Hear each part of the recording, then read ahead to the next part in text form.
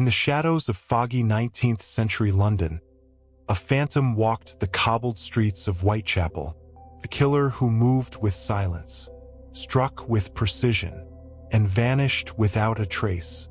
5 victims, 1 city in fear, 0 answers. This is the legend of Jack the Ripper, the most infamous unidentified serial killer in history. Welcome back to Crime, the channel where true crime meets deep investigation. If you haven't already, make sure to hit that subscribe button, turn on notifications, and grab a seat. This is going to be one of our darkest stories yet. Let's go back to London. In the year 1888, the East End of London in the late 1800s wasn't part of the grand Victorian image you see in postcards. It was chaos. It was desperation. Whitechapel, in particular, was a maze of narrow alleys, tenement buildings, overflowing pubs, and slums teeming with thousands of the poor and homeless. With over 60,000 people jammed into a few square miles, sanitation was a myth. Disease, violence, and crime were a daily reality. Many women, abandoned or widowed, turned to prostitution just to afford a bed in a doss house, the equivalent of a paid shelter for the night. Policing was weak, alcohol was cheap, and as the city slept under gaslight and shadow, a monster hunted. The nightmare began on August 31st, 1888. The mutilated body of Mary Ann Nichols, known as Polly, was found at 3:40 a.m. on Bucks Row. A night watchman spotted her lifeless body lying in the gutter. Her throat was slashed twice, down to the spine, and her abdomen was savagely ripped open. But there was little blood at the scene, leading many to believe she was murdered elsewhere and dumped here. Polly was a 43-year-old alcoholic who'd been sleeping in the streets. Earlier that evening, she'd told a friend, "I'll soon get my DOS money. See what a jolly bonnet I've got now." That bonnet was still on her head when she was found dead. 8 days later, September 8th, the killer struck again. Annie Chapman, 47, was found in the backyard of 29 Hanbury Street. Her throat had also been slit, and her abdomen laid open. But this time, the killer escalated. Her uterus had been removed, carefully, surgically. Doctors believed the person responsible had anatomical knowledge. Was this no longer random violence, but a planned ritual? Londoners began to panic. Newspapers screamed with headlines. Detectives flooded the East End. But the Ripper was only getting started. September 30th, 1888. It's now known as the Double Event.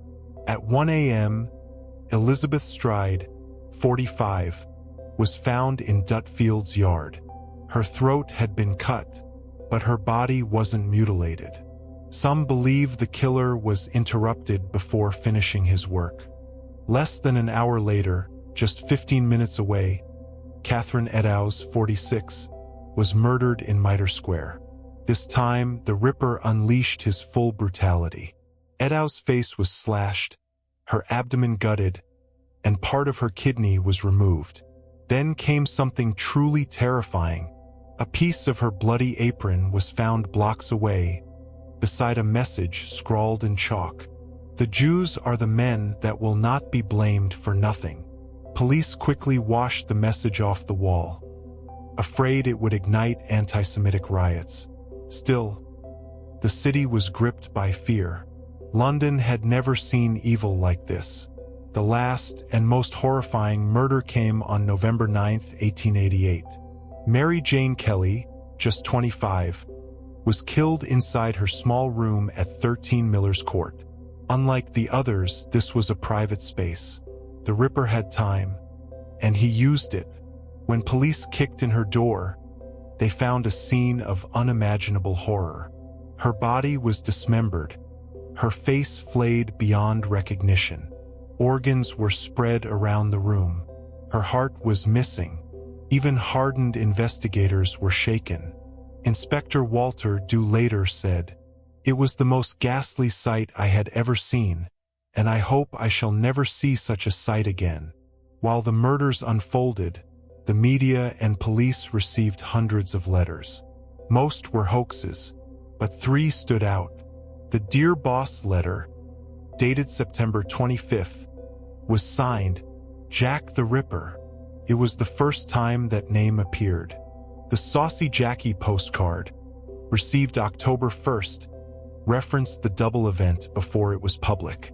Most chilling was the From Hell letter, sent to George Lusk of the Whitechapel Vigilance Committee. It came with half a human kidney, preserved in alcohol.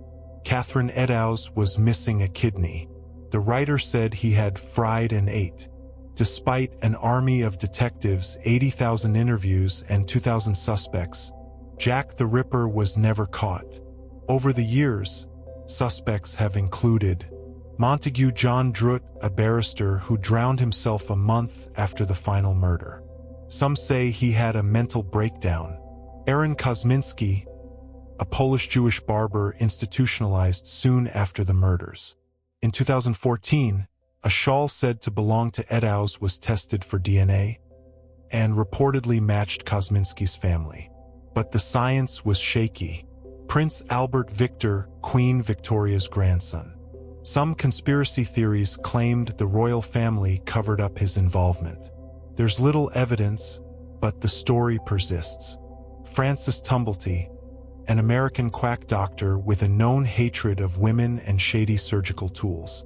Some even suggest a woman or multiple killers. Was it a doctor? A butcher? A police officer?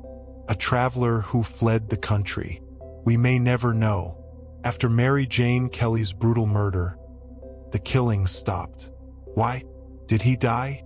Get arrested for another crime? Move away? Or was it all a twisted experiment that had finally run its course? The silence after such violence only deepened the legend. Jack the Ripper isn't just a historical mystery. He became a cultural icon of horror. He's appeared in films, books, video games, and endless theories. His story reshaped how we think about crime, investigation, and media. In fact, the Ripper case helped birth modern forensics and criminal profiling. But while the myths grew, let's not forget the real story. 5 women. Poor, vulnerable, ignored by society, until their deaths shocked the world. More than 130 years later, the identity of Jack the Ripper remains one of history's most enduring mysteries. A killer with no face, no name, and no end. What do you think happened? Who do you believe Jack the Ripper really was? Drop your theories in the comments. We read every one.